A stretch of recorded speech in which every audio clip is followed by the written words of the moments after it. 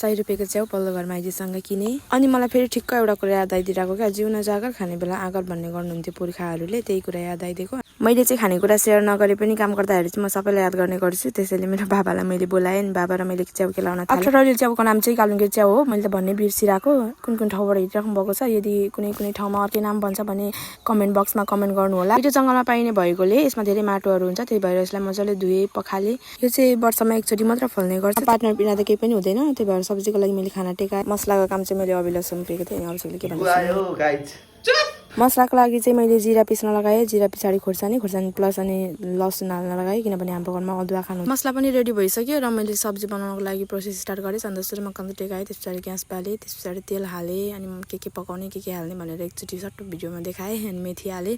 च्याउको लागि चाहिँ बेस्ट भनेकै लसुन हो है। अनि मैले लसुन बड्काएँ, त्यस पछाडि च्याउ हालेँ। हाम्रो घरमा चाहिँ धेरै सादा खाना खानुहुन्छ, त्यस कारणले मैले थोरै बेसार हालेँ, नुन हालेँ, त्यस पछाडि एकछिन उम्लिन दिएँ।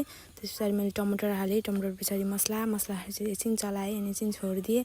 अब खानाको लागि त थोरै रस त चाहियो, दाल पकाइन, अनि त्यही भएर रस हालेँ थोरै। मलाई चाहिँ मेरो मम्मीले पहिले नै यस्तो भन्नुहुन्थ्यो क्या, काम साँच्ची आफू खानु साँच्ची अरू, त्यही भएर खाना छिटो खाइहाल्नुपर्छ भन्नु। अनि मैले त्यही रुल फलो गर्दै हामी सबैजनाले खाना खायौँ। यदि मेरो भिडियो मन परेमा लाइक कमेन्ट सब्सक्राइब गर्न नबिर्सिनु होला। धन्यवाद।